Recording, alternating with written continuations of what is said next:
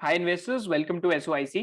तो आज के सेशन में will be talking about IRCTC and इसके साथ जो रिसेंटली इस बिजनेस के अंदर हुआ है, हमारी उससे क्या की लर्निंग्स हैं। बिकॉज दीज आर लाइव की केस स्टडीज, तो इसके बारे में बात करना इंपॉर्टेंट रहता है। एंड आई थिंक क्या की लर्निंग्स है, अगर हम अभी यहाँ से सीख लें तो स्टॉक मार्केट में जो पैटर्न है वो बार बार रिपीट करते रहते हैं। सो जस्ट बिफोर स्टार्टिंग मैं आपके साथ एक की मेंटल मॉडल डिस्कस करना चाहूंगा। सो माइकल मॉबिसीन की एक बुक है जिसमें मेंटल मॉडल डिस्कस्ड है। Basically follow the end framework. ये फ्रेमवर्क बहुत इंटरेस्टिंग है एंड आई थिंक आप सबको सुन के काफी इंटरेस्टिंग लगेगा।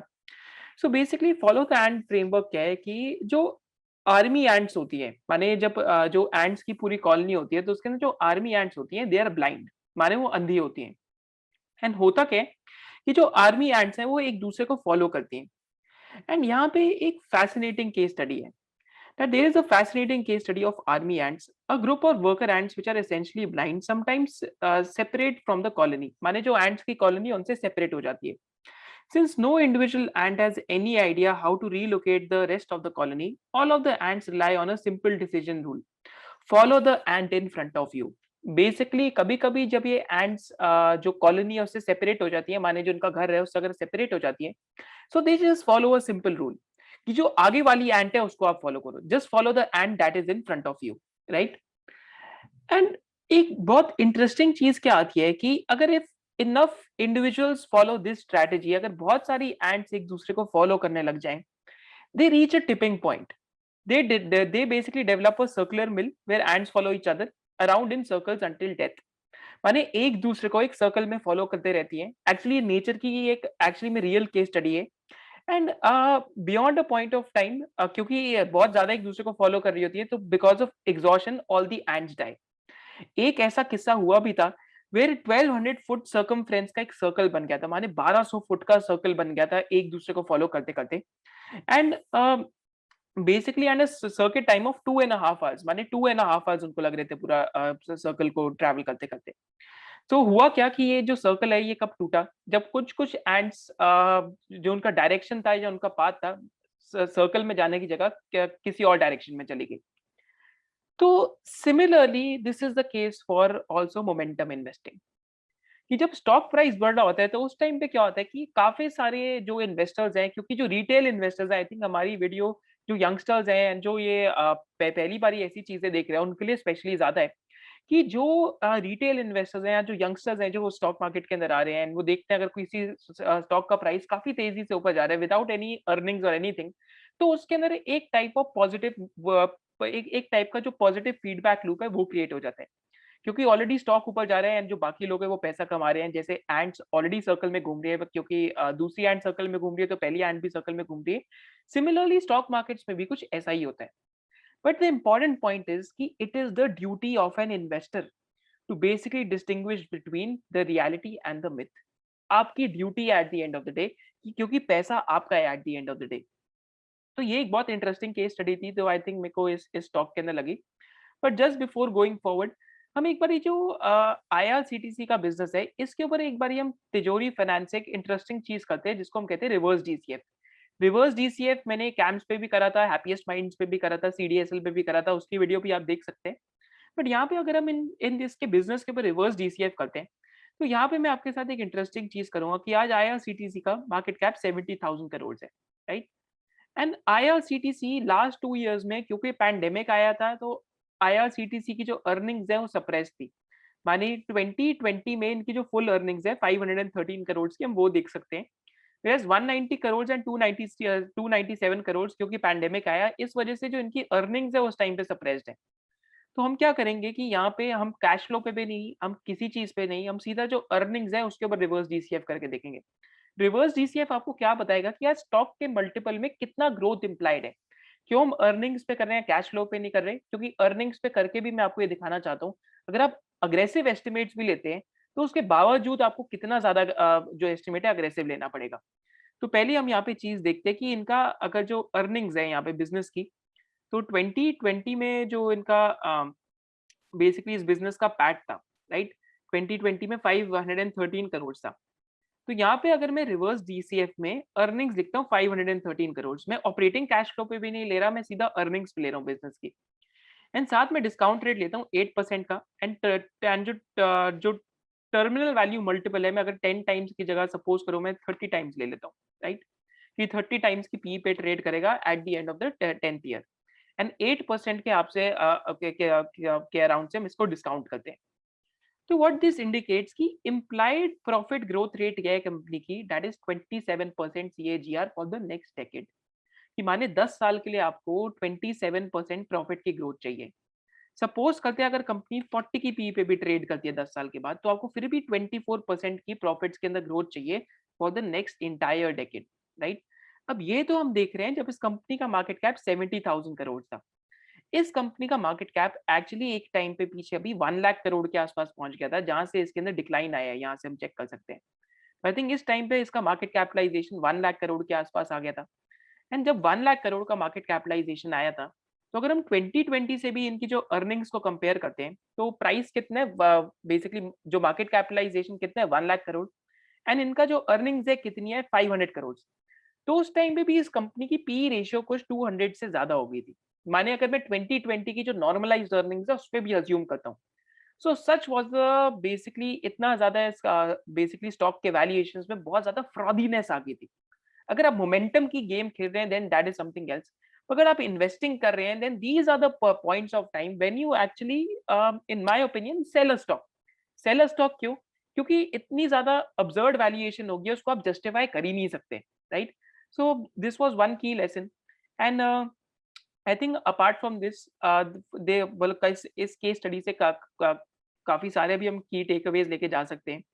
तो some of the key takeaways for investors in my opinion, first key takeaways, do not blindly chase momentum.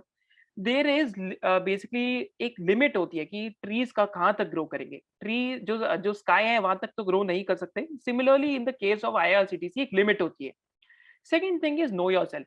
अगर आप बोलते हैं मैं डीप वैल्यू इन्वेस्टर हूँ या वैल्यू इन्वेस्टर हूँ, तो आप बेसिकली जो मोमेंटम इन्वेस्टिंग है या फिर कोई भी स्टॉक प्राइस ऊपर जा रहा है उसको आप चेज नहीं कर सकते। So you have to be patient and you have to know yourself. Third thing, if you are doing momentum investing, know the rules of the game. अगर आप मोमेंटम इन्वेस्टिंग कर भी रहे हैं then you should know the rules of the game. जैसे मेरे काफी जो दोस्त हैं वो भी वो भी इस टाइप की इन्वेस्टिंग करते हैं। बट उसमें से मेरा एक दोस्त है, आई थिंक उसने all the way towards the up उसने अपनी जो पोजीशन है उसको कट करते गया, बिकॉज ही रियलाइज कि इवन दो स्टॉक के अंदर तो मोमेंटम है but there is an upper limit to valuations की इससे ज्यादा ऊपर जा ही नहीं सकता, क्योंकि अर्निंग्स लास्ट 2 इयर्स में प्योरली डेसिमेट हो चुकी हैं। Fourth thing to remember is it is good to book profits from time to time. Mane, it is good to book profits from time to time when the valuations become absurd. So again, complete disclosure, not a stock recommendation or anything. So recently we also sold a business which is a power exchange, which got a P multiple of 120, 115 times, and part of the reason is it's good to book profits because you have a better opportunity somewhere else. So why not allocate over there? Because at the end of the day आपका जो capital है that is basically limited. And अगर आप small investor हैं जैसे हम लोग भी हैं, तो आपका कैपिटल बेसिकली वहीं जाना चाहिए जहाँ पे आपको कंफर्ट भी हो। तो ये पॉइंट कहाँ से आता है कंफर्ट का? सेकंड पॉइंट से, यू शुड नो योरसेल्फ। मैंने तो एक चीज कर रखी है कि अपनी जर्नल के अंदर, because it is important to know yourself, तो मैंने ये चीज देख रखी है कि मेरे को किस टाइप की इन्वेस्टिंग से ज्यादा कंफर्ट आती है। जिस टाइप की इन्वेस्टिंग से ज्यादा कंफर्ट आती है वहां पे मैंने ये चीज देखी है कि यूजुअली मेरा जो कन्विक्शन होता है स्टॉक होल्ड करने का वो भी लंबे समय के लिए रहता है। Fifth thing to remember is stocks are volatile and they don't always go up. माने इवन दो इस केस में तो they went up but it is also coming down right now. So I think it is important to realise कि risk taking हमेशा जो markets के अंदर markets का जो फैब्रिक है that is basically made up of volatility. अच्छे से अच्छे बिजनेस में भी करेक्शन आती है, बट ऑलवेज रिमेंबर कि volatility is a part of the markets. Last 18 months जो हमने देखे थे दे वर नॉट नॉर्मल। लंबे समय में मार्केट्स का जो रिटर्न है 15-20% मतलब 14-15% सीएजीआर के आसपास। बट छोटे समय में ये भी हो सकता है कि हमें शायद से रिटर्न एक साल में ज्यादा मिल जाए, अगले साल में रिटर्न कम मिले। So it is important to remember that stocks are volatile and they don't always go up. They do go up but they go up basically in terms of volatility. कभी इतना जाएगा, एंड कभी कभी correction भी आती। Sixth thing to remember is that when valuation becomes obscene, it's better to sell. One disappointing quarter will lead to such drawdowns. अगर एक भी एंट एंड साथ साथ अगर हम जो मास साइकोलॉजी है उसको भी देखते हैं, अगर एक भी एंट इधर उधर हो गई, so what can basically happen that can lead to a very big disappointment. So always remember this. Seventh thing to remember is that have a plan and stick to it. Basically जैसे मेरे case में क्या है कि we do type of मतलब हर हर महीने में या हर 2 मंथ्स में basically we buy stocks in chunks. Basically जो अच्छी कंपनीज है हमने उनको मतलब काफी टाइम मतलब ओवर द इयर्स काफी टाइम से हमने उनको रिकॉग्नाइज कर रखा है। एंड साथ साथ हमारी भी इंसाइक्लोपीडिया बिल्ड होते जा रही है माइंड में। एंड जो कंपनीज अच्छी लगती है उसके अंदर हम बेसिकली चंक्स के अंदर बाइंग करते हैं। एंड क्योंकि 17 स्टॉक्स का पोर्टफोलियो है जिसमें से 8-9 स्टॉक्स ऑलरेडी 70-80% ऑफ एलोकेशन है, तो मोस्ट ऑफ द टाइम्स मेरे को अपने पोर्टफोलियो से ज्यादा बाहर कंपनीज ढूंढनी ही नहीं पड़ती। तो have a plan and stick to it. Because see over valuation under valuation तो होते रहती है, बट इतनी ज्यादा अगर ओवर वैल्यूएशन हो जाए जैसे आईआरसीटीसी में हुई, then in that scenarios it is sometimes basically better to sell a stock. Again, not a recommendation, हम लोग ऐसा सोचते हैं। And last thing is that there is no point in blaming anyone. Just look at yourself in the mirror. At the end, it is your own capital. अगर आपको लगता है कि आप किसी को ब्लेम करेंगे कि अगर आपको लॉस हुआ, तो देन जस्ट रिमेंबर कि the world runs on incentive cause by, सबका इंसेंटिव है। एंड एट द एंड ये आपका कैपिटल है। अगर आप किसी से टिप ले रहे हैं, अगर आप बेसिकली किसी को फॉलो कर रहे हैं ट्विटर पे, अगर कोई और आईआरसीटीसी खरीद रहे हैं, तो जस्ट रिमेंबर कि at the and it is your capital, eight the and it is your own future. तो इवन दो अगर आपने रिस्क लिया भी, तो उसकी जो पोजीशन साइजिंग है उसको हमेशा मेंटेन करके रखिए कि ऐसा आप रिस्क ना ले लें कि पूरे 100 रुपीज के पोर्टफोलियो का 40% आईआरसीटीसी में डाल दिया, then that basically blows up. So again it is important to remember कि एट द एंड आपका खुद का कैपिटल है। And I think these are some of the things that you should look out for. And this is also something that is interesting कि compounding के अंदर क्या होता है कि लॉसेस जो होते हैं और जो गेन्स होते हैं, तो बेसिकली अगर 100 रुपीज का stock price if it falls to 75 rupees, from 75 rupees to go back to 100 rupees it has to take 33% gain. अगर आपका 100 रुपीज का stock price falls to 50 rupees, तो 50 रुपीज का to for it to go back to 100 rupees it has to take 100% gain. Similarly, if a stock falls by 90%, then to basically आपके जो buying price तक जाने के लिए it has to take a 900% gain. So this is important to remember कि you have to win by not losing. Know yourself, win by not losing, and these are some of the key takeaways, right? And just coming to the stock that we'll be researching on in the future as well. So I'm just telling you the name because this is in our research list. It's a company by the name of Ion Exchange, and we'll be doing a video on this, and इस पे हम एक blog भी लिखेंगे। So I think आप ये video देख रहे हैं, तो I should basically have some sort of opportunity for you कि अगर आप इस business बारे में पढ़ना चाहते हैं। तो इस business में भी ये चीज़ interesting लगती है कि last almost decade में इनका पैट ही अगर आप देख लो तो 4 करोड़ से 150 करोड़ का प्रॉफिटेबिलिटी हो गया, इनका प्रॉफिट आफ्टर टैक्स। एंड अगर ऑपरेटिंग प्रॉफिट देखते हैं तो 25 करोड़ से ऑलमोस्ट 207 करोड़ तक आ गया। एंड प्राइम फेस ये company looks cheap, 20 to 22 times के मल्टीपल पे है। आरओसी कंपनी का 38-40% है।